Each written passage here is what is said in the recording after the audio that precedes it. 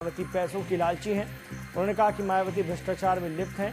BSP के ज्यादातर विधायक जल्द ही बीएसपी छोड़ देंगे। इसके साथ ही समाजवादी पार्टी पर गुंडे और माफियाओं को शय देने का आरोप लगाते हुए उन्होंने कहा कि प्रदेश की कानून व्यवस्था खस्ताहाल है। स्वामी प्रसाद मौर्य ने कहा कि 2017 का विधानसभा चुनाव बीजेपी ही जीतेगी और सरकार बनाएगी। मुख्यमंत्री के नाम पर पूछे गए सवाल पर उन्होंने कहा कि ये पार्टी तय करेगी।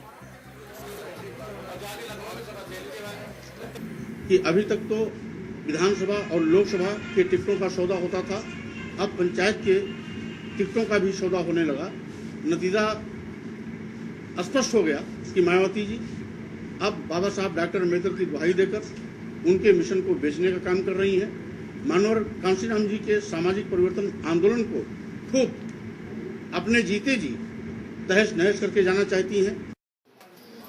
हमारे रिपोर्टर बिजनौर से जहीर खान इस वक्त फोन लाइन पर हमारे साथ हैं। जहीर, जिस तरह से मायावती पर आरोप लगाए हैं स्वामी प्रसाद मौर्य ने, और ज्यादा आक्रामक अब वो नजर आ रहे हैं, वो बीजेपी के सदस्य हैं, और क्या कुछ कहा स्वामी प्रसाद मौर्य ने? बिल्कुल, देखिए, स्वामी प्रसाद मौर्य जो है आज बिजनौर में पहला उनका आगमन था भारतीय जनता पार्टी ज्वाइन करने के बाद।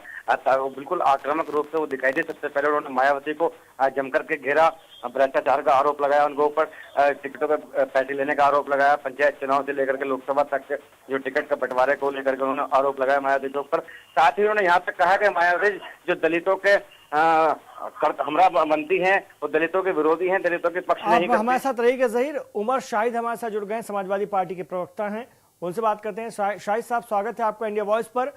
स्वामी प्रसाद मौर्य ने समाजवादी पार्टी पर बड़ा हमला बोला और कहा है कि गुंडे माफियाओं की सरकार है अखिलेश सरकार। आपकी प्रतिक्रिया?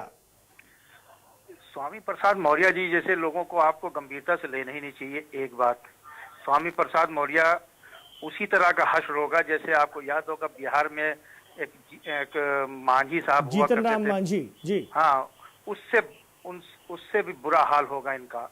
अभी पता चल जाएगा जब चुनाव आएगा उत्तर प्रदेश का, तब पता चलेगा कहाँ है कहाँ नहीं है। लेकिन वो तो ये भी कह रहे हैं कि हमारे पास बीएसपी के 60 विधायक करीब आ सकते हैं।